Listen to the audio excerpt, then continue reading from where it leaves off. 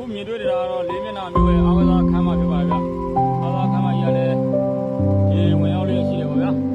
အားကစားခန်းမကြီးပဲဖြစ်ပါတယ်ခင်ဗျာ။အခုစမ်းကြည့်ရဘယ်လိုလဲ။အားတော့ရေမျက်နှာမျိုးရွာလေးလမ်းမကြီးပဲဖြစ်ပါလား။ဆိုရလမ်းမကြီးလာခဲ့ပါ။အိန္ဒိယတော့မြင်တဲ့အတိုင်းပါပဲဗျာ။ဒီကတော့မြင်တဲ့အတိုင်းပါပဲနေမျိုးလိုနေပါတယ်ဗျာ။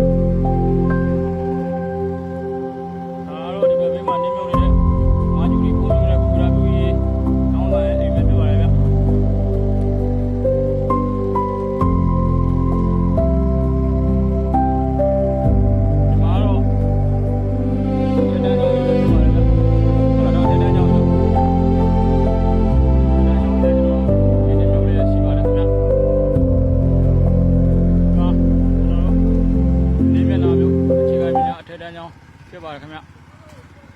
ဒီထဲမှာလည်းကျွန်တော်ရေတွေကတော့အပြည့်ချန်ပါပဲဗျကျောင်းအဝင်ဆိုင်းဘုတ်တွေလည်း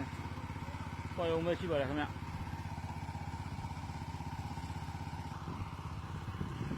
ဟာကိုအောင်မျိုးကျော်စေးမျိုးစုံဆိုင်ဖြစ်ပါတယ်ခင်ဗျရေတွေကတော့မြင်တဲ့အတိုင်းပါပဲဗျဒီပါလုံးရေရောထဲမှာပဲဗျဒီဘက်ကတော့ကိုလာမိုးအိမ်ဆောက်ပစ္စည်းရောင်းဝယ်ရေးဒီမျက်နှာမျိုးပဲဖြစ်ပါတယ်ဗျ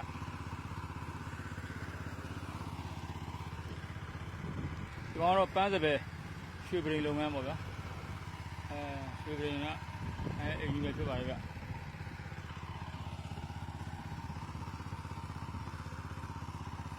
ျွန်တော်တို့ဇီဝကအလန်းကိုရောက်ရှိလို့လာခဲ့ပါပြီပေါ့ဗျာဘိုးဘိုးအိမ်ဆောက်ပစ္စည်းဆိုင်ပဲဖြစ်ပါတယ်ခင်ဗျ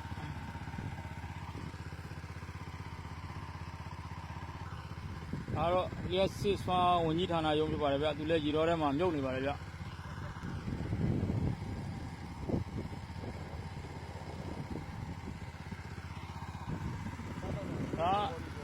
ကျေရကောင်စားတော့ဆိုင်ပဲဖြစ်ပါတယ်ခင်ဗျဟုတ်ကဲ့ဒီအိမ်လေးတွေဆိုရင်ဒါခေါင်မိုးပဲပေါ်တော့ဗျဒဇက်မိတ်ရှိရေတွေရောက်နေတဲ့အနေအထားကိုကျွန်တော်တွေ့မြင်ရမှာဖြစ်ပါတယ်ဗျဒီဖုန်းကြီးရောင်းပေါ်မှာဆိုရင်လည်းကျွန်တော်တို့မှာရေပေးချောင်းနေတဲ့ပြည်သူတွေအများကြီးရှိပါတယ်ဗျဘုံကြောင်းကြီးပါခင်ဗျအေယာဝတီသားဆိုတော့ညာလဲရေမကူတတ်တဲ့ရေပြင်ကျယ်ကြီးထဲမှာကျွန်တော်ငြိမ်ငြိမ်လေးနဲ့ဆက်လေးပေါ်မှာလိုက်ပါရင်းနဲ့ကျွန်တော်တို့အလှရှင်မြတ်သွားရောက်လူတန်းဖို့အတွက်ကျွန်တော်တို့သွားနေပါတယ်အေယာဝတီသားလည်းရေမကူတတ်ပါဘူးခင်ဗျဒီကောင်ကတော့ဆေးရုံဝန်ထမ်းနေတဲ့အဆောင်ကြီးပါခင်ဗျဟိုရှေ့နားမှာတော့ဘောလုံးဝင်းကြီးရှိပါတယ်ခင်ဗျ